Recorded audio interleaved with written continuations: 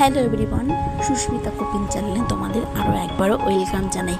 তো আজকে আমি বানাবো হচ্ছে গিয়ে মোরলা মাছের পাতুরি। আর মোরলা মাছের পাতুরি রান্না করতে কী কী লাগছে চলো তোমাদের বলে দিই। তার আগে বলে দিই আজ একটা কথা, আজ কিন্তু আমি রান্না করছি না, আজ কিন্তু আমার মা রান্না করছে। তো মায়ের হাতের রান্না টেস্টি হবে না সেটা কখনো হতে পারে? তো হ্যাঁ, মা যেহেতু রান্না করছে তো মায়ের জন্য একটা কিন্তু লাইক করা যায়, প্লিজ একটা লাইক করে দিও তোমরা। আর এখানে কী কী উপকরণ লাগছে চলো দেখি। মোরলা মাছ, তার মধ্যে কেটে রাখা পেঁয়াজ, কেটে রাখা টমেটো, আর আলু যেরকম তোমরা কাটো নর্মাল সেইভাবে আলু ভাজার মতো আলু কেটে নিও। আর সাথে দিয়েছি বেগুন দিয়ে আমুদি মাছের পাতায়। তো তারপরে দেখো ম্যারিনেট আমি ওটা করে রেখে দিয়েছে মা। তারপরে দুটো কড়াইতে কলা পাতায় দিয়ে দিচ্ছে মা, যাতে সেট হওয়ার জন্য, যাতে বসে ভালো মতো।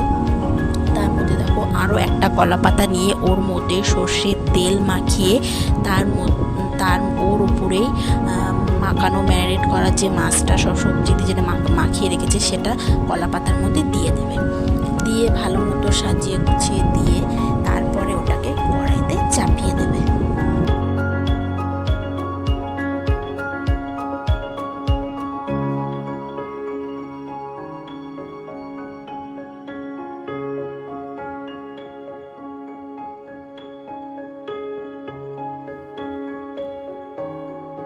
তো এখানে দেখো মা কিন্তু অলরেডি কড়াইতে কিন্তু দিয়ে দিয়েছে মাছটা। তো আমি এটা ঢাকা দিয়ে রাখবো, যতক্ষণ না মাছ থেকে জল ছাড়ছে ততক্ষণ ঢাকা দিয়ে রেখে দেবো।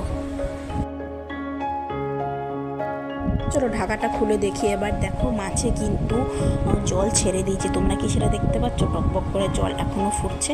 তো এখন আর ঢাকা দেবো না, তো কিছুক্ষণ আরও জোরে গ্যাসটা দিয়ে তো রেখে দেবো যতক্ষণ না ঝোলটা না টানছে। তো দেখো ঝোল টেনে গেছে কিছুটা, এখনও কিছু বাকি আছে, এখন আরও জল আছে। তোমরা দেখতে পাচ্ছ জল এখনও জল আছে। হ্যাঁ, এই মাছটা করতে, এই রেসিপিটা করতে কিন্তু অনেকটা সময় লাগে।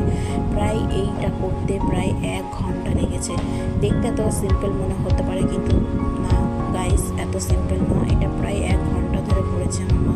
তো তারপরে দেখো ঝোলটা টেনে যাওয়ার পরে তো ওখানে সেম পদ্ধতিতেই আবারও মা মাছটাকে নামিয়ে দুটো কলা পাতা কড়াইতে দিয়ে দিয়েছে।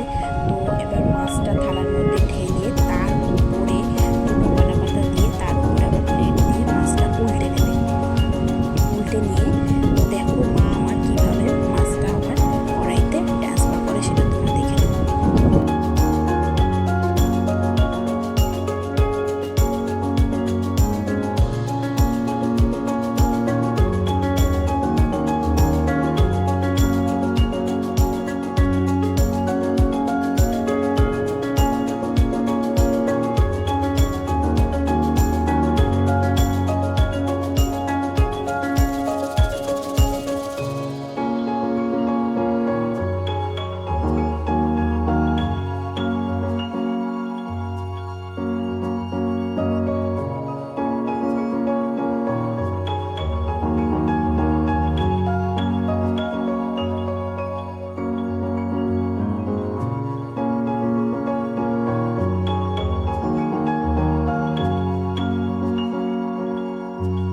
তো দেখলে তো মা আমার কি সুন্দর এত সহজেই কড়াইয়ের মধ্যে ঢেলে রেখে দিল মাছের আবার উল্টে। তো এইভাবেই তোমরা কিন্তু রেসিপিটা কিন্তু করবে। আর সত্যি বলতে গাইস, মানে মাছের পাতুরিটা এত টেস্টি হয়েছিল না, আমি সত্যি ভাবিনি এত সিম্পল রান্নাটা এতটাই টেস্টি হবে। তো মা এখানে আমাকে নামিয়ে দিয়েছে, তো নামিয়ে দিয়ে আমাকে বলছে দেখ টেস্ট করে আদৌ ভালো হয়েছে কি না। তো আমি খেয়ে দেখলাম যে না, ভালোই তো হয়েছে। মাকে বললাম মা এত সুন্দর হয়েছে না, মানে মুখে লাগার মতো, যে একবার খাবে না সে বলবে বারবার আমি খাবো। আর মায়ের হাতের রান্না সেটা কখনো খারাপ হতে পারে নাকি? না, কখনোই না।